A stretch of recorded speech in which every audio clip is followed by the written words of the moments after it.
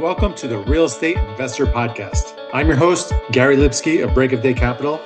I talk to leading experts to discuss a wide range of subjects to educate investors on best-in-class practices to build legacy wealth and positively impact communities.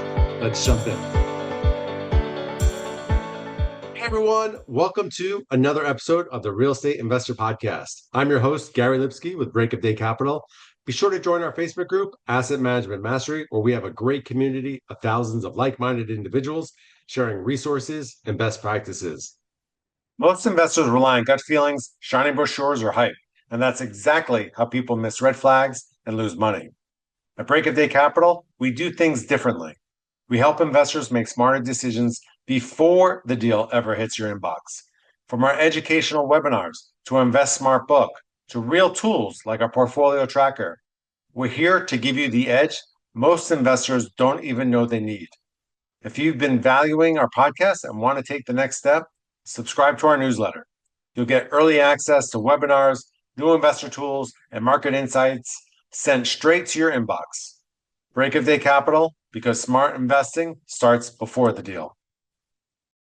Financial advisor Bromley Palamountain of Northwestern Mutual empowers people to make their financial dreams a reality through purpose, clarity, and design. Be sure to check out his links in the show notes. Today on the podcast, we have my good friend Alvin Uy. Alvin has been focused on real estate in Los Angeles for 19 years, doing construction, fix and flips, short-term rentals, ADUs, SB9, and most recently, senior living. Alvin has been a master at navigating the ever-changing rules and being on the forefront of them and leveraging creative financing. Welcome to the show, Alvin. Can you start by telling the listeners a little bit more about yourself and what you do? Yeah, actually, let me just get the phone. 1 second. Sorry about that, but let me correct in a couple of things. 22 years now, actually. Right. I don't know. It just time flies just so quickly. But yeah, so I've been in real estate for I guess 22 years. I started just, you know, uh, bought my first house in 2003. Didn't know what I was doing. I just got into the game just because I read Rich Dad Poor Dad. And to be quite honest, I grew up in a household that, we're immigrants. My parents came here and they lost everything basically, and I had to start over and realize, wow, maybe the path is real estate because it seemed like everybody was getting rich off of it. And so I kind of just, you know, charted my path that way. And then so from there, where because I know you were on Shark Tank, you had this creative energy inside you, and how did you kind of mold that into real estate?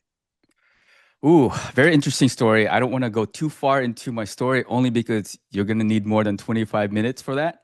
But to make the long story short, I didn't know what I was going to do in the beginning.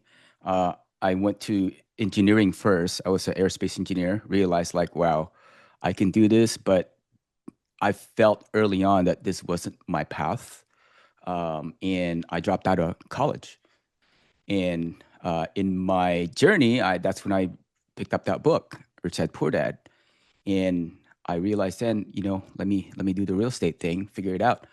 But I quickly also realized I couldn't afford it, and I just then started thinking, well, how do I afford this? And I read Cash Flow Quadrant. It says, oh, you got to have a business.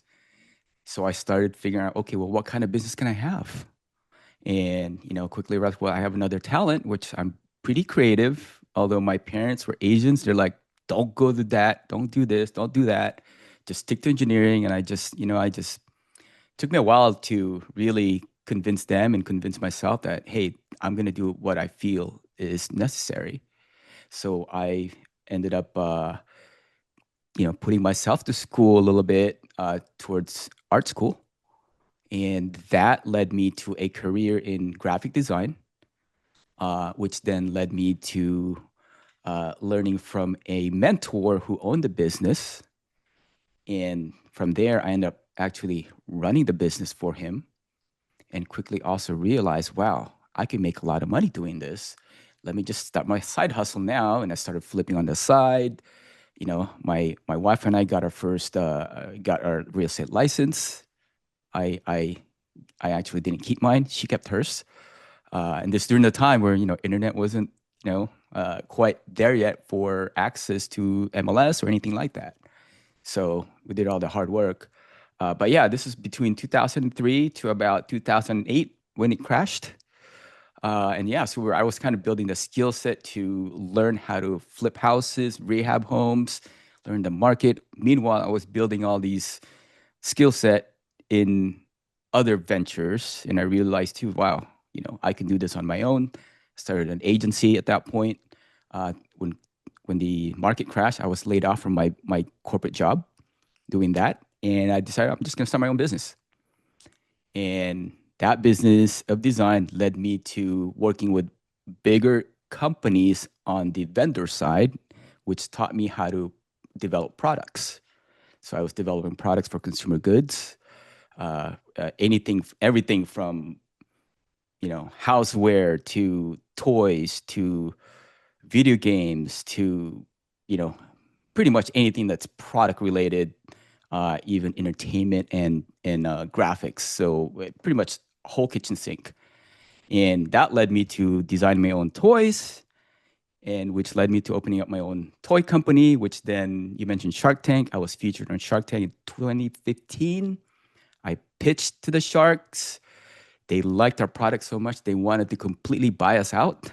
They offered us $1 million buyout. And that's when me and my partner decided, you know what? We're just going to do this ourselves, and walked away. So yeah, that's kind of the beginning of like my entrepreneurship, where it really skyrocketed, and every penny I made went into real estate. When we were talking before the podcast, you were telling me like you took that product idea and put that into real estate.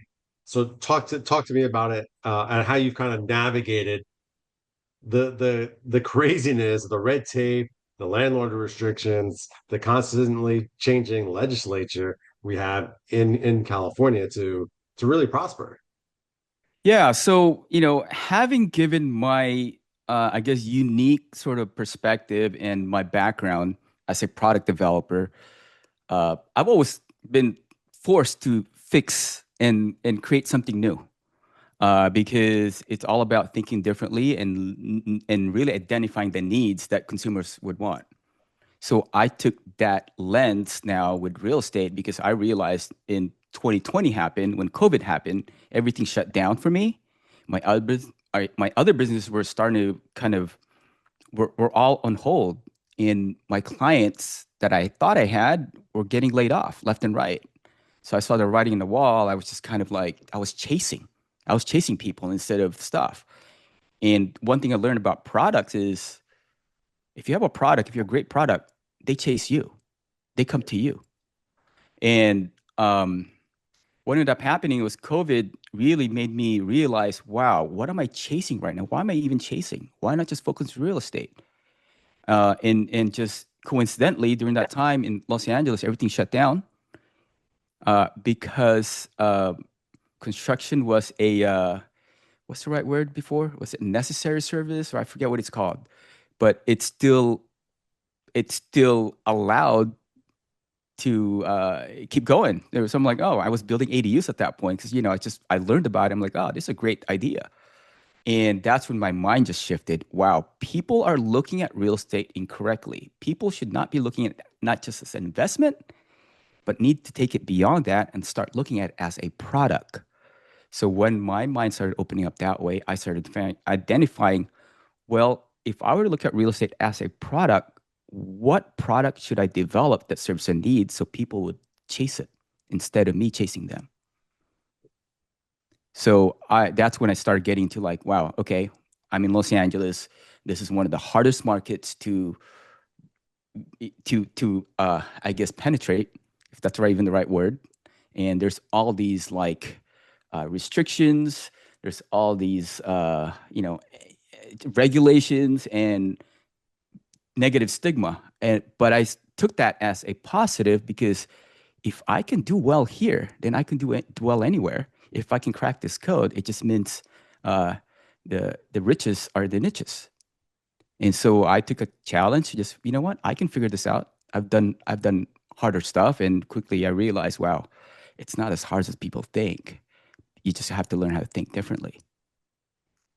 Biggest stigma is rent control, but there's ways around that. So what was the product that you were started really focusing on in the beginning? And then obviously I've seen it evolve over the years. Yeah. So the first thing obviously is the ADUs. I started realizing the power of ADUs because, from a product developer standpoint, it's like, the cost and the exit value is, if I can learn how to build this at a third of the cost of what it is on the retail, I'll win all day. And that's the power of California real estate is because, man, you know, I started thinking about appreciation as a tool because if you're able to force that value, that appreciation right off the front by building and developing, you're going to win. And I started also navigating, uh, you know, I tried different states, by the way. I wasn't just focused in California at the time. I have like apartments out of state. I have RV campgrounds in North Carolina. I have apartments in Kansas City, Missouri, and I just dabbled everywhere. But I quickly realized in the 22 years I've been investing, the properties I've had in Los Angeles completely outperformed everything else out of state. And I didn't do anything. I just waited. So my thesis then becomes, well, why was I wasting my time out of state when I can just buy here and just figure out how to hold them? Because real estate is very simple. You just buy and you hold. And if you can figure out how to buy and you hold in Los Angeles, especially because that's where I operate, I'll win all day. Time cures everything, you know? Absolutely. Yep. So that's when I started getting to an idea. Well, you know what? How do I force value? ADUs, very new. It's intensified. It's incentivized by the state, by the cities. That's why I'm like, wow, okay. And it's an incredible way to force your value. It's an incredible way to force your income and your cash flow. Not only that, but I've also discovered then that anything you build brand new will be exempt from rent control for the next 15 years of the date of its issuance of its certificate of occupancy. And Yeah, that's huge. I just started going down that path. I'm like, wow, okay, that solves rent control issues for me. And I just started going that path. Now you asked me about assisted living, all that stuff. So now I'm solving the issue of affordability. You know, it's really hard to build affordable homes in Los Angeles Yes. because of various reasons, even ISIS, everything's happening now, labor shortage, tariffs because of Trump are forcing everything to be, much more expensive. But there's also a opportunity there because what I've discovered is another way for me to sort of navigate rent control is it's just really being on top of market. What is my market rent? How do I keep the market rent all the time? Because there's a rent cap. Well, I realized, well, affordability becomes a factor. I've got roommates. A lot of my units now are 4 bedrooms, and I get a lot of roommates wanting to rent them out. So I decided to rent by the room, and that forced my cash flow to go up higher. I've also recognized that, like in Los Angeles, a lot of people don't want to leave because their rents go up. I mean, they don't want the rents to go up, so they don't leave. There's a shortage of supply. But when you have roommates, at some point, they're not going to get along. Once someone's going to leave, and whoever comes back in, or I'm going to have to replace that person's at market rent, which now I don't have to evict anybody. They're just going to almost just choose to leave. And I started developing this model. Like, I just want to create a product that would attract people in sort of a, not necessarily a short term, but like midterm where, you know, I'd only want potentially tenants that can stay 2 or 3 years, maybe 5 years max. And what would that product be? So, and it's really just that. I just started strategizing on like, well, how do I do this? Nice. And I'm sure, obviously, there's going to be more costs of managing something like that when it's per bedroom and stuff like that. But you're, I guess, far exceeding the returns because of the rents that you can achieve on those. Yeah, and then there's other components too. Once you're able to start building these things, you build your own team. There's efficiencies in cost. I rebuilt one of my units. Used to be a single bedroom. I rebuilt it into a 5 bedroom, and I've learned Wow. how to actually create a 5 bedroom unit specifically for students, student housing, co-living style, rent by the room. I built this thing. It's actually under 1,600 square feet, but it's a 5 bedroom, 3 bathroom, and each bedroom rents about $1,600 a month. Wow. And the bedroom, because it's got its own private bathroom, rents 17. I'm effectively making about 8,000, I think 100 on this one unit, and it only cost me about 400,000 to build. That's the 2% rule right there. And it's, guess what? It's not under rent control because it's a new build.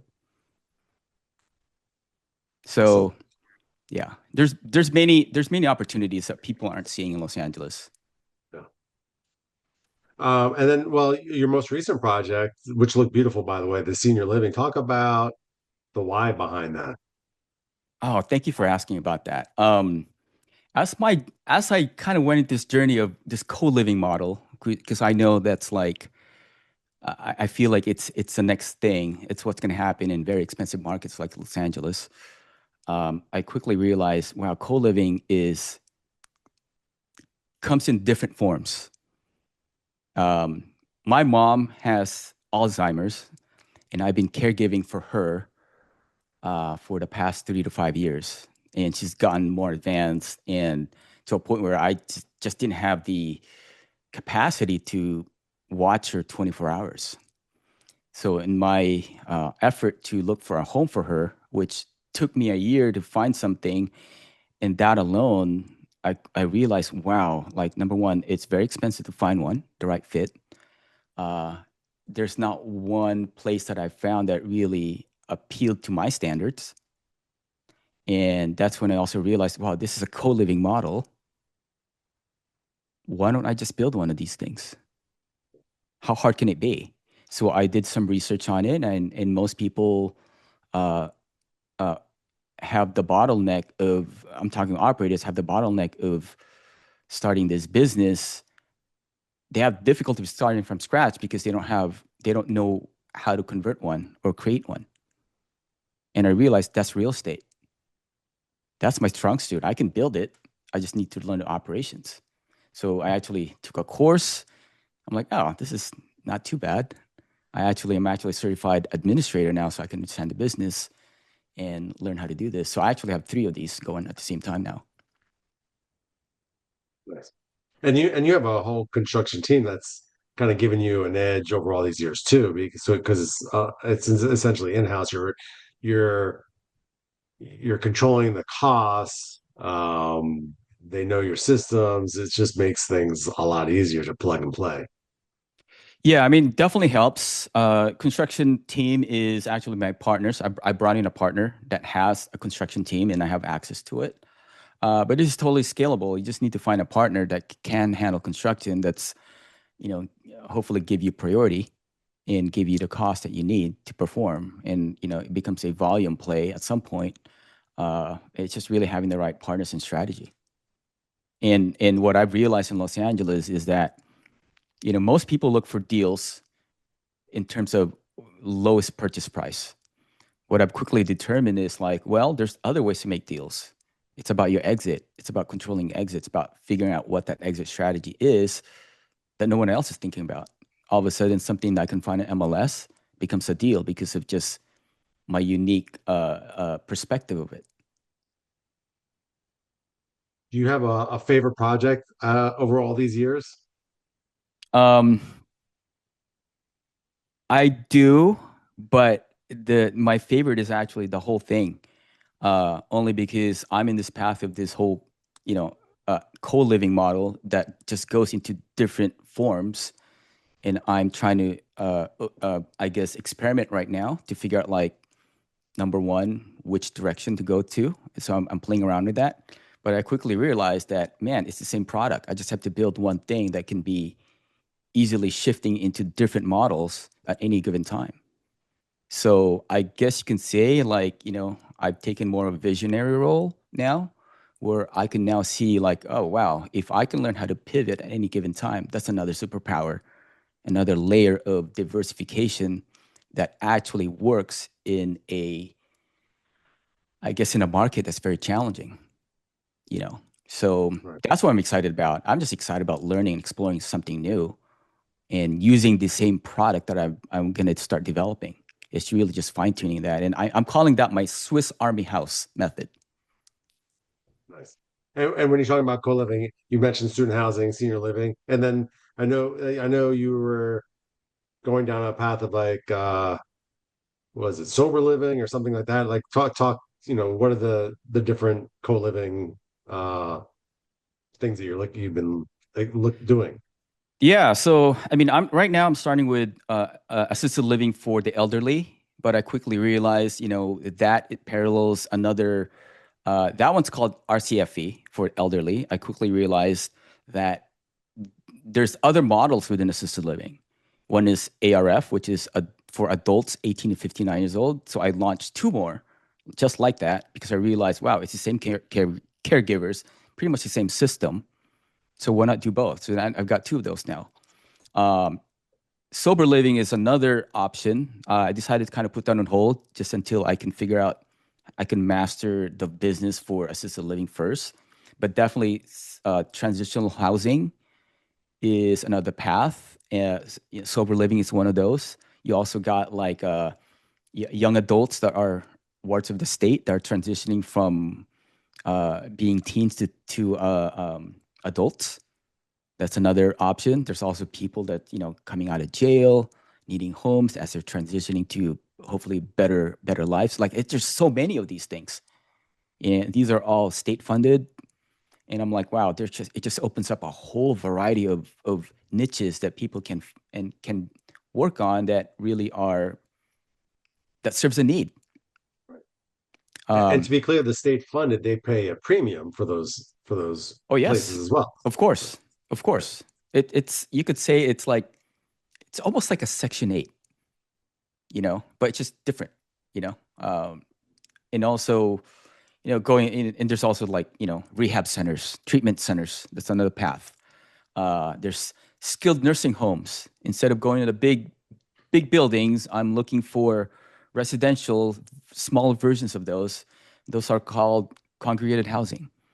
And you got this big. You also have these big hospice facilities. Well, what's the small version of that? That's all rent by the room, or leased by the room, or whatever.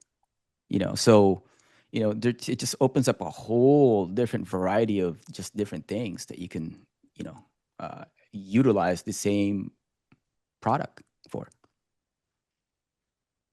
So you've been super successful over the years. Tell me about a project that kicked your butt, and you could still come out in the end and won. But like, what did you miss? What were the lessons learned? Kind of talk about that. I will talk about this in a sense of, I'm always trying something new. The last 2 years I've been capital raising. That's a skill set I was willingly wanted to learn. You and I have been speaking about this. I've wanted to see if I can build a fund, and I've successfully raised like millions of dollars doing it in my first year, which I never thought I could. But also, I've also realized, fiduciary responsibility is something that really is important to me, and it really builds your character and your integrity, and making the right choices at the right time really matters. Um, that's kicking my ass right now because it's challenging me in a sense that, especially in this challenging market, you know, um, I have like $9 million worth of real estate, high end flips that we're trying to offload, and because it seems like you know the consensus on the street is, let's wait and see. Let's wait and see if the interest rate drops, there's two sides right now, which is like the buyers think it's still a buyer's market or it's going to be a buyer's market. The seller thinks it's still a seller's market, and no one's giving in. And there's some minor corrections here and there, but there's also all these news that's happening. Meanwhile, I've got products that are slated to be flips that are just sitting there, and it's just handicapping me. It's also keeping me up at night because I want to make sure my investors are fully paid, and I'm taking aggressive actions now to actually even liquidate some of my assets or refinance them just so I can pay my investors and make sure they have the best experience with funding my deals. So that's kicking my ass. Yeah, I mean, if you're in real estate, I mean, there's obviously these ups and downs and down cycles, and even if you're the best operator, it becomes a cash crunch, and for last few years, interest rates higher and longer than anyone has could have imagined. And yeah, it's a real strain on projects and deals, with loans expiring, and investors, needing their money back, and having some failed investments too with some other people that just missed the mark completely, that overpromised and underdelivered. So yeah, it's definitely a rough period, but I do see some light at the end of the tunnel. So hopefully we get that rate cut in September, though it really is already built in, so it's not going to be like a needle mover, but But it's like it's just getting. it might be just a catalyst to shift the public pers- perspective on like, hey, you know what, I should be buying now because if it is going to start going down, all these houses just going to go up in value, and I'm going to miss the boat. So to me, it's more about just the psychological effects of it. Yeah, I Um, mean, for us, yeah, we also think it's a tremendous buying opportunity, but convincing investors is an uphill battle at this time, and particularly stock market performing so well. And what the media presents out there. But this is a really good opportunity right now in real estate. And you don't, there are these cycles where, here we are 25% below where we were a few years ago. This is the time to act, not next year, because you won't see those discounts. Nope, you won't. Yeah. And it's also, that's the other part of my challenge is, I've got all this, but I feel like I'm handicapped right now because I've got all these commitments that I need to service. And I'm like, wow, should I buy another property? Is that going to over leverage me? I mean, these are just behind the scenes sort of mental challenges. And I'm seeing deals. I'm like, whoa, do I want to pick that up? Do I want to take that action?